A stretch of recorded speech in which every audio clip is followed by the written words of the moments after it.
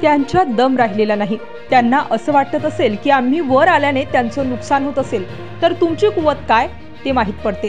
त्यांची कुवतच नाही। एवढ्या ताकदीने तुम्हाला मतदान भेटल्यावरही तुम्ही केंद्रात तुमची सत्ता आणू शकले नाही, अशी गंभीर टीका आमदार बच्चू कडू यांनी जयंत पाटील यांच्यावर केली आहे। जर मुस्लिम आणि बौद्ध समाजाने तुम्हाला जर मत दिले नसते तर काँग्रेसचे डिपॉझिट जप्त झालं असतं, अशी व्यवस्था होती। या दरम्यान आमदार बच्चू कडूंनी मनसे अध्यक्ष राज ठाकरे यांच्या अमरावती दौऱ्यावर सुद्धा चांगलाच निशाणा साधला आहे। बच्चू कडू बोलताना म्हणाले की पक्ष असेच वाढले पाहिजे। दुकानदारी वाढली म्हणजे उधारी घ्यायला बरं असते। गावात आधी एकच दुकान होतो तेव्हा त्याची मक्तेदारी होती, मात्र दुकान वाढल्यानंतर जो चांगला माल देईल व स्वस्त देईल व दर्जेदार देईल त्याचं दुकान चालेल, असा हल्लाबोल बच्चू कडू यांनी केलेला आहे। त्यांच्यात दम राहिलेला नाही। त्याला वाटत असेल की आम्ही वर आल्यानं तुमचं नुकसान होते, तर तुमची कुवत काय ते माहीत पडते। त्यांची कुवतच नाही। एक तर तुम्ही सांगा, एवढ्या ताकदीनं मतदान भेटल्यानंतरही तुम्ही केंद्रात तुमची सत्ता आणू शकले नाही। मुस्लिम आणि बौद्ध समाजानं जर मतं दिले नसते तर काँग्रेसचं डिपॉझिट जप्त झालं असतं, ही अशी व्यवस्था होती। आणि मग तिसरा तर बच्चू कडू लढला, मी आलो ना निवडून। तिसरा म्हणून अरविंद केजरीवालसुद्धा लढला, ते निवडून आले।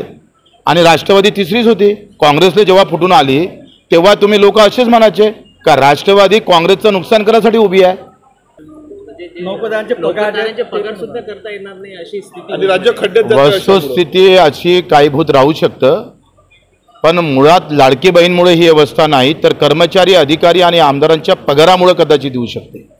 राज ठाकरे साहेबांना हा एक वेगळा अभ्यास केला असता तर अधिक बरं झालं असतं, कारण आता 8वा वेतन आयोग जर आला तर पगारामध्ये भरमसाठ वाढ होईल आणि त्याचा परिणाम आम्ही पाहतोय आमच्या तिजोरीवर होण्याची शक्यता आहे।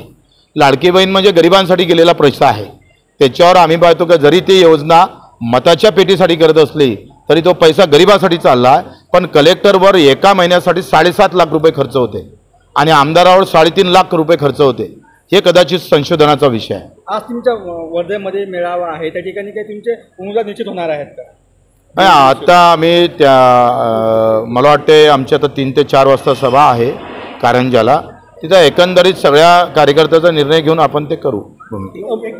दौरा सुरू आहे, मनसे विदर्भात पायरू पाहते, काय सांगणार तुमची तिसरी आघाडी? मला वाटते पक्ष असेच वाढले पाहिजे। दुकानदारी वाढली म्हणजे उधारी घ्यायला बरं राहतं। गावात पहिले एकच दुकानदार होतं आणि त्याची मक्तेदारी होती। आता 10 दुकानं झाले म्हणजे सगळ्याला उधारी ते भेटते, चांगला आहे माल भेटते, जो दर्जेदार देईन आणि जो स्वस्त देईन आणि जो उधारीत देईन उसका दुकान चलने वाला है। लोकसभेत भाजपला पाठिंबा दिला होता महायुतीला राज ठाकरेंनी, आता स्वतंत्र लढू शकतात, तो त्यांचा निर्णय आहे। त्यांनी कशा पद्धतीनं राजकारण करायचं असून त्यांचे तजुर्बे काही वेगळे असणार। अशाच वेगवान घडामोडी पाहण्यासाठी आमच्या चॅनलला लाईक व सबस्क्राईब करायला विसरू नका।